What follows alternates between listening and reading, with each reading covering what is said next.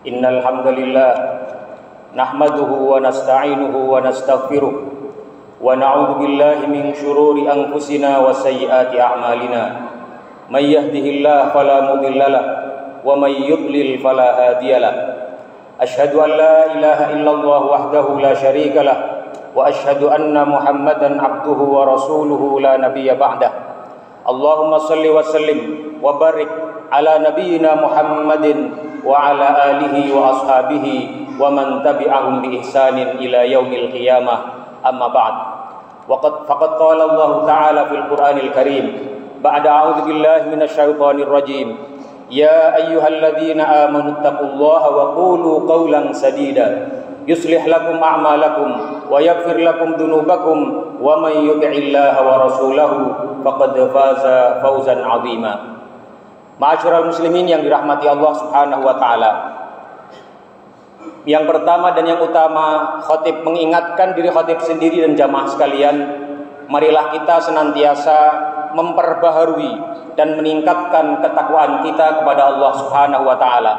Karena ketakwaan adalah sebaik-baik bekal kita menuju Allah Subhanahu wa taala. Fatazawwadu fa inna khairaz zadit taqwa. Dan berbekalah kalian, sesungguhnya sebaik-baik bekal kalian adalah ketakwaan kepada Allah Subhanahu wa taala. Ma'asyiral muslimin yang dirahmati Allah Subhanahu wa taala, dalam hari-hari ini sebagian daripada umat di luar kaum muslimin di Indonesia merayakan satu hari raya yang mereka sebut sebagai hari pengangkatan atau kenaikan Isa Al-Masih atau kenaikan Yesus Kristus. Dalam pemahaman mereka, Yesus Kristus itu mati atau meninggal karena dibunuh di tiang salib, yang itu terjadi pada Jumat Agung yang diperingati kalau di Indonesia jatuh pada tanggal 29 Maret kemarin. Kemudian setelah kematian Yesus Kristus, 3 hari kemudian dia dibangkitkan lagi pada hari Ahadnya, yang itu kemudian mereka peringati sebagai hari Paskah. Nah, 40 hari kemudian dalam keyakinan mereka Yesus Kristus kemudian dinaikkan kembali atau diangkat kembali ke surga bersama apa yang mereka sebut sebagai Tuhan Bapa. Dan Yesus ini menurut mereka diturunkan ke muka bumi untuk kemudian disalib sebagai bentuk penebusan dosa turunan yang harus mereka tebus dari apa yang telah dilakukan oleh nenek moyang pertama dulu, yaitu Nabi Adam alaihissalam. Tentu keyakinan ini banyak yang bertentangan dengan keyakinan kita sebagai seorang muslim. Yang pertama misalnya terkait dengan masalah penebusan dosa atau adanya dosa turunan. Tentu dalam Islam hal ini jelas sangat tidak diakui dan bahkan bertentangan dengan nilai-nilai dasar Islam yang meyakini bahwasanya semua umat manusia yang dilahirkan ke muka bumi ini, mereka semuanya adalah dalam keadaan suci, dalam keadaan bersih dari dosa.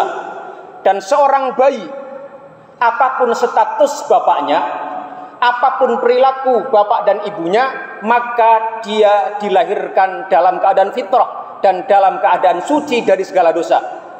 Kullu mauludin yuladu 'alal fitrati, kata Rasulullah sallallahu alaihi wasallam. Semua anak yang dilahirkan itu ada dalam keadaan fitrah, ada dalam keadaan kesucian, ada dalam keadaan bersih dari segala dosa. Ini berbeda dari keyakinan beberapa kelompok di luar umat Islam yang meyakini ada istilah dosa turunan yang diturunkan oleh nenek moyang pertama mereka. Sementara dalam keyakinan kita, Nabi Adam alaihissalam sebelum beliau turun dari surga ke bumi itu sudah mendapatkan pengampunan dari Allah Subhanahu wa taala. Karena sebelum Nabi Adam diturunkan, Allah telah mengajarkan kepadanya dengan kalimat taubat, qala rabbana zalamna anfusana wa illam taghfir lana wa tarhamna lanakunanna minal khasirin. Qala, Nabi Adam dan Hawa istrinya berdoa kepada Allah Subhanahu wa taala, mengakui kesalahannya. Rabbana zalamna anfusana, Rabbana wahai Rabb kami, zalamna, kami telah menzalimi diri kami sendiri. kami telah menganiaya diri kami sendiri. Rabbana dzalamna anfusana wa illam taghfir lana wa tarhamna lanakunanna minal khasirin. Kalau engkau tidak mengampuni kami dan kalau engkau tidak merahmati kami, lanakunanna minal khasirin, maka sesungguhnya kami termasuk ke dalam golongan orang-orang yang merugi. Nah, masyarul muslimin yang dirahmati Allah Subhanahu wa taala, kemudian aspek yang kedua juga yang bertentangan dengan nilai-nilai dan akidah dalam Islam adalah keyakinan bahwasanya Nabi Isa alaihissalam terbunuh di tiang salib. Ini juga jelas bertentangan dengan nas dalam Al-Quran. Sebagaimana dalam surah An-Nisa, Allah Subhanahu wa taala menegaskan ya, ketika orang-orang Yahudi yang berkomplot ya, dengan orang-orang Romawi melakukan sebuah konspirasi untuk membunuh Nabi Isa, dan mereka meyakini atau mengklaim telah berhasil membunuh Nabi Isa, maka Allah Subhanahu wa taala dalam surat itu mengatakan wa ma qataluhu wa ma salabuhu walakin syubbiha lahum. Mereka tidak pernah sekalipun berhasil membunuh Nabi Isa. Mereka pun tidak pernah berhasil menyalibnya. Walakin syubbiha lahum, tetapi yang mereka bunuh adalah seseorang yang diserupakan seperti Nabi Isa menurut pandangan mereka. Nah, kalau kita baca literatur ya, ulama-ulama muslim ya, para ulama berbeda pendapat mengenai siapa yang sebenarnya dibunuh. Kalau yang selama ini sering kita dengar itu adalah seseorang ya, yang bernama Yudas Iskariot, yaitu salah satu murid Nabi Isa yang kemudian berkhianat. Tetapi sebenarnya kalau kita lihat kitab-kitab tafsir dan riwayat-riwayat yang lebih kuat, ada satu riwayat dari Ibnu Abbas radhiyallahu anhu yang mengatakan bahwasanya yang dibunuh itu adalah justru salah satu atau salah seorang murid Nabi Isa yang sangat setia, yang tergolong dalam kelompok Al-Hawariyun, murid-murid Nabi Isa yang setia, yang dia itu memang bersedia untuk berkorban demi nabinya, berkorban demi gurunya Nabi Isa, yang kemudian wajahnya itulah yang diserupakan dengan wajah Nabi Isa, dan akhirnya dialah kemudian yang ditangkap oleh orang-orang Romawi yang berkomplot dengan orang Yahudi, dan akhirnya dibunuh dan disiksa di atas tiang salib yang kemudian diyakini oleh orang-orang agama lain di luar agama Islam itu sebagai Yesus Kristus yang kemarin diperingati sebagai kenaikannya ke langit. Nah, sekali lagi masyarul muslimin dirahmati Allah Subhanahu wa taala, dalam keyakinan dan akidah ya, umat Islam, Nabi Isa jelas beliau tidak berhasil dibunuh, beliau juga tidak disalibkan oleh orang-orang yang mencoba membunuhnya, sesuai nas dalam surat An-Nisa tadi, wa ma qataluhu wa ma salabuhu walakin syubbihalhum. Mereka tidak berhasil membunuhnya, mereka juga tidak pernah sekali-kali menyalibnya, walakin syubbihalhum, tetapi yang mereka salib, tetapi yang mereka bunuh itu tidak lain adalah seseorang yang diserupakan seperti wajahnya Nabi Isa alaihissalam. Dan kemudian dalam keyakinan Islam ya, kalau tadi umat yang lain tadi meyakini bahwasanya Nabi Isa dibunuh, disalib, kemudian dikuburkan, dan karena dia dianggap sebagai anak Tuhan atau implementasi Tuhan di atas muka bumi, dia mampu bangkit lagi 3 hari setelahnya, hidup 40 hari kemudian, baru setelah itu naik ke langit. Tapi dalam keyakinan Islam ya, dalam keyakinan yang diyakini mayoritas umat Islam, Nabi Isa diangkat oleh Allah Subhanahu wa taala dengan roh dan jasad beliau, sebagaimana Nabi Muhammad diisra mi'rajkan dengan roh dan jasadnya ke langit, maka Nabi Isa juga dinaikkan oleh Allah Subhanahu wa taala ke langit dengan roh dan jasadnya pada saat itu. Tidak harus menunggu 40 hari sebagaimana keyakinan umat di luar umat Islam itu. Ya, barrafa'ahullahu ilaih ya. Allah mengangkatnya kepada sisinya, dan nanti di akhir zaman sebagaimana dalam beberapa hadis-hadis yang sahih, beliau akan kembali diturunkan oleh Allah Subhanahu wa taala menjelang datangnya hari kiamat untuk membawa sejumlah misi, antara lain ya, untuk menumpas dan membunuh Dajjal bersama Imam Mahdi, kemudian juga menghancurkan salib-salib dan menebarkan keadilan di muka bumi ini berdasarkan syariat dan ajaran Nabi Muhammad sallallahu alaihi wasallam. Nah, ma'asyiral muslimin yang dirahmati Allah Subhanahu wa taala, dalam Al-Qur'anul Karim Nabi Isa itu disebutkan dalam jumlah yang cukup banyak. Setidaknya 25 kali nama Nabi Isa itu disebutkan dalam Al-Quran.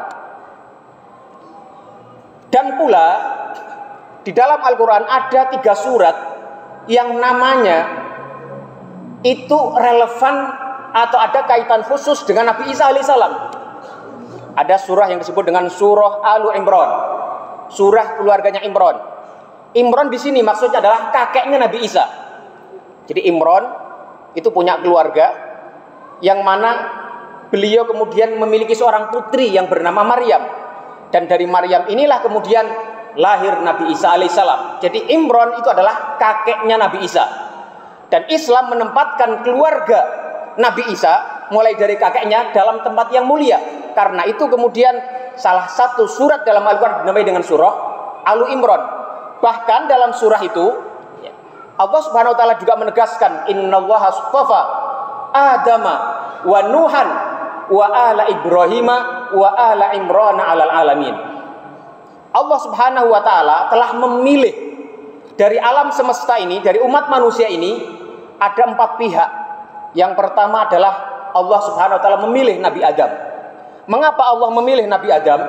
Karena dia adalah manusia pertama yang diciptakan dengan cara penciptaan yang sama sekali berbeda dengan cara penciptaan manusia pada umumnya, tanpa ayah dan tanpa ibu. Dan kemudian pula keistimewaan Nabi Adam adalah Allah Subhanahu wa taala perintahkan para malaikat untuk bersujud kepadanya. Innallaha astafa Adama, kemudian wa Nuhan, dan Allah Subhanahu wa taala juga memilih Nuh ya di antara hamba-hambanya yang lain. Nuh ini adalah seorang nabi yang sangat luar biasa, yang usia dakwahnya saja itu 950 tahun. 1000 tahun kurang 50 itu usia dakwahnya saja. Beliau berdakwah kepada Allah Subhanahu wa taala dalam rentang waktu yang sangat panjang, hampir 1000 tahun. Hampir 10 abad lamanya, tetapi kaumnya tidak banyak yang mau beriman kepadanya. Karena itulah Allah Subhanahu wa taala memilih di antara hamba-hambanya ada Nabi Adam dan Nabi Nuh. Dan setelah itu wa ala Ibrahim. Kalau Nabi Adam dipilih karena personnya, Nabi Nuh dipilih karena personnya, maka Nabi Ibrahim dipilih sebagai satu kesatuan keluarga. Mengapa? Karena Nabi Ibrahim menjadi teladan satu keluarga yang sangat luar biasa. Seorang nabi yang menurunkan seorang nabi, yang kemudian menurunkan lagi nabi berikutnya. Nabi Ibrahim punya anak Ishak dan Ismail. Dari Ishak kemudian lahir Yakub, dari Yakub lahir Yusuf, dan seterusnya. Sementara dari Ismail, dari beliaulah kemudian datang Rasulullah Shallallahu Alaihi Wasallam. Wa ala Ibrahima, dan yang menarik adalah setelah itu wa ala Imrana, dan keluarga Imran. Dan tadi sudah kita sebutkan Imran itu adalah kakeknya Nabi Isa alaihissalam. Kemudian surat yang berikutnya yang ada relevansinya dengan Nabi Isa adalah surah Maidah.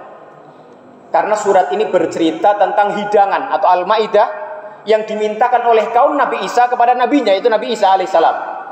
Dan yang ketiga, nama surat yang identik dengan Nabi Isa itu adalah suratu Maryam, yaitu sebuah surat yang dinamakan dengan nama dari ibunda Nabi Isa itu sendiri, yaitu Maryam alaihissalam. Jadi ma'asyiral muslimin yang dirahmati Allah Subhanahu wa taala, Islam menempatkan Nabi Isa atau yang dalam tradisi lain disebut dengan Yesus Kristus itu dalam tempat yang sangat mulia sekali. Tapi Islam juga tegas ya mengatakan bahwasanya Nabi Isa itu adalah Abdullah wa Rasuluh. Dia adalah hamba Allah dan Rasulnya, bukan anak Tuhan ya. Dan dia juga tidak mati di tiang salib, dia tidak dibunuh oleh orang Yahudi yang berkomplot dengan orang-orang Romawi, tapi jelas dia diselamatkan oleh Allah Subhanahu wa taala, kemudian dinaikkan ke surganya, dan nanti di akhir zaman akan kembali diturunkan oleh Allah Subhanahu wa taala untuk membawa satu misi yang sudah disebutkan oleh Rasulullah sallallahu alaihi wasallam. Masyarul muslimin rahimakumullah, barangkali ini saja khutbah yang singkat ini. Aqulu qauli hadza wa astaghfirullah li wa lakum fastaghfiru innahu huwal ghafurur rahim. Allahumma salli wa sallim ala sayyidina Muhammadin wa ala ali sayyidina Muhammad.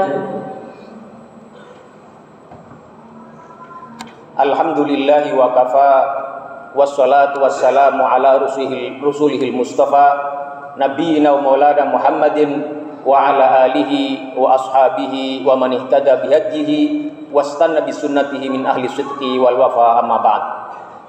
Ma'asyiral muslimin yang dirahmati Allah Subhanahu wa taala, di antara hari-hari yang paling baik kata Rasulullah sallallahu alaihi wasallam itu adalah hari Jumat. Karena itu beliau meminta kepada kita bahwa salah satu ibadah yang paling utama yang kita lakukan adalah bersolawat kepadanya. Karena sesungguhnya satu kali solawat kita, maka Allah akan membalasnya dengan 10 kali lipat. Kalau kita memintakan rahmat kepada Allah Subhanahu wa taala untuk Nabi Muhammad sallallahu alaihi wasallam sekali, maka Allah akan mencurahkan rahmatnya kepada kita 10 kali. Kalau Allah sudah mencurahkan rahmatnya kepada kita 10 kali, maka siapa yang akan bisa menghalanginya?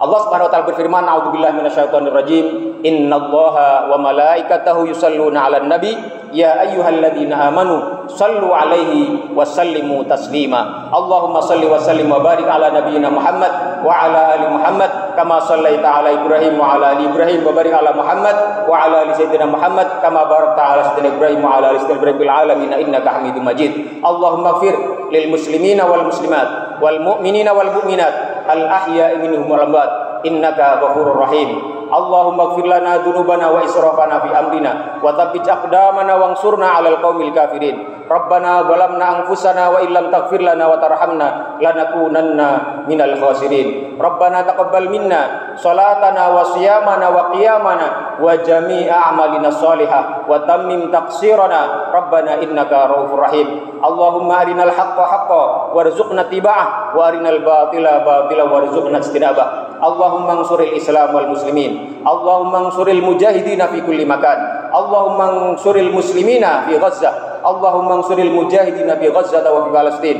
Allahumma akhdhul man khadalad din. Allahumma shattit a'da'aka a'da'ad-din. Allahumma shattit shamlahum wa mazziq jam'ahum wa zalzil aqdamahum wa alqi fi qulubihim ru'ba innaka ala kulli syai'in qadir. Rabbana atina fid dunya hasanah wa fil akhirati hasanah wa qina adzabannar. Subhana rabbika rabbil izzati amma yasifun wa salamun alal mursalin walhamdulillahi rabbil alamin. Ibadallah, innallaha ya'murukum bil 'adli wal ihsan wa ita'i dzil qurba wa yanha 'anil fahsya'i wal munkari wal baghi ya'idukum la'allakum tadhakkarun. Fadhkurullaha yadhkurkum washkuruhu 'ala ni'amihi yazidkum wa la dzikrullahi akbar. Aqimis shalah.